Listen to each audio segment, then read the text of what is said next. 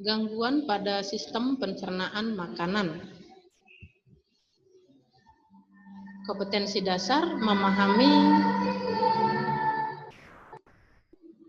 berbagai sistem dalam kehidupan manusia, termasuk sistem pencernaan dalam tubuh makhluk hidup.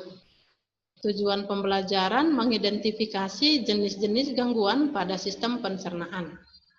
2. Mendeskripsikan pengertian dan penyebab obesitas dan mengidentifikasi indeks massa tubuh manusia.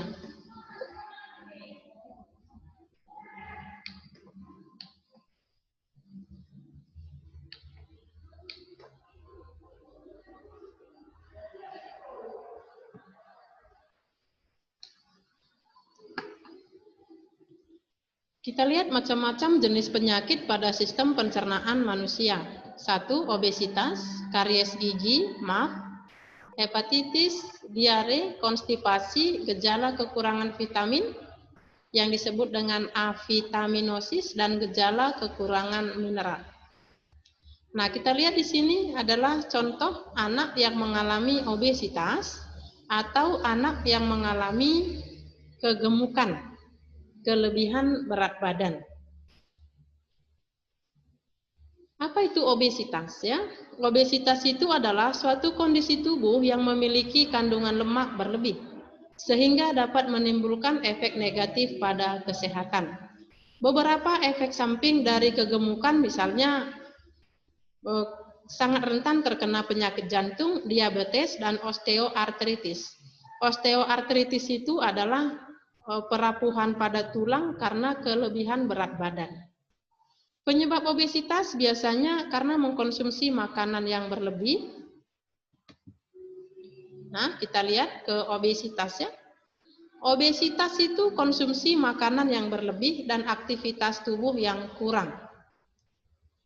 Bisa juga disebabkan oleh laju metabolisme yang lambat. Misalnya, ada orang yang sedikit makan, tetapi terus mengalami kegemukan. Hal ini bisa terjadi karena laju metabolisme yang lambat. Tapi secara umum, penyebab kegemukan atau obesitas itu adalah konsumsi makanan berlebih dan aktivitas tubuh yang kurang. Nah, kita lihat, kita mungkin mau bertanya, apakah kita mengalami obesitas? Kalau obesitas, di tingkat mana obesitas kita? Untuk mengetahuinya, kita dapat menghitung indeks massa tubuh.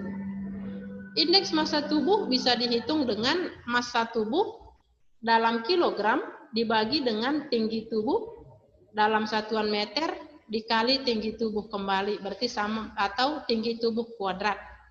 Bagaimana kriterianya ya? Misalnya kalau kurang dari 18,5 maka berat badan kita itu kurang. Antara 18,5 sampai 24,9 rentangnya berat badan kita normal. Kalau 25,0 sampai 29,9 berat badannya berlebih.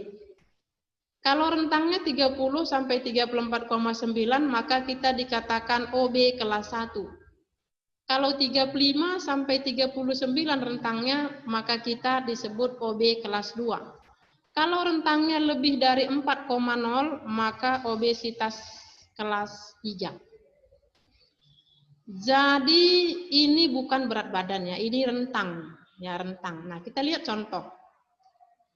Misalnya seorang wanita memiliki tinggi badan 150 cm dan berat badan 60 kg. Bagaimanakah indeks massa tubuhnya? Nah, kita lihat indeks massa tubuh itu massa tubuh dibagi tinggi badan kali tinggi badan. Tadi massanya 60 kg, maka 60 kg bagi 1,5 meter kali 1,5 meter, indeks massa tubuhnya 60 kg per 2,25 meter kuadrat sama dengan 26,67. 26,67. Nah, ini rentangnya indeksnya. Nah, sekarang kita lihat bagaimana kriterianya. Dia di 26,67. Berarti dia berada di rentangan ini ya. antara 25 sampai 29,9.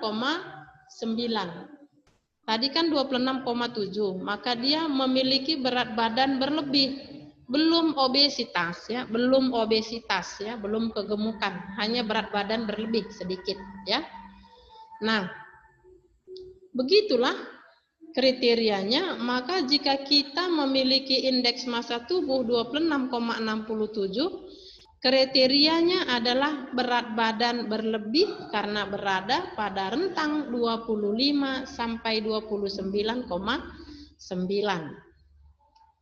Nah, mungkin kalau misalnya kita mau menurunkan berat badan sampai rentang, misalnya rentang 18,5 ini, atau 24 misalnya, atau 20. Nah, maka berat badan itu harus dikurangi. Bagaimana caranya? Dengan mengurangi asupan bahan makanan atau mungkin menambah aktivitas, ya. Bagaimana upaya mengatasi obesitas? Yang pertama, berolahraga teratur. Yang kedua, mengatur pola makan dengan mengurangi mengkonsumsi makanan yang banyak mengandung seperti makanan yang tinggi gula dan lemak, Bu. Oke, baik ya. Nanti misalnya Ibu kasih tugas ya, kasih tugas sama kalian nanti. Misalnya ya, setelah mendata nanti dengan kawan-kawan, nanti ada tugas kelompok.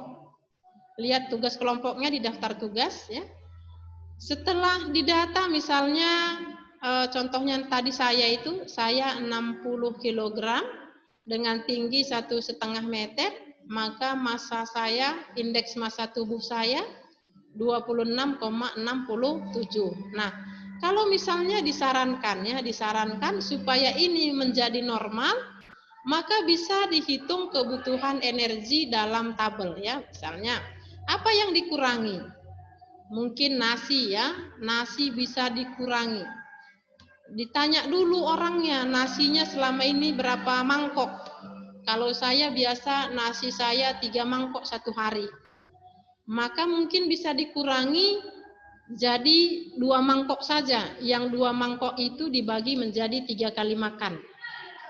Kalau selama ini saya minum susu 1 gelas, dikurangi susunya jadi setengah gelas ya. Jadi tidak ada makanan yang dihentikan, tapi hanya dikurangi saja. Nah, di daftar tugas sudah Ibu buat tugas, silakan dikerjakan.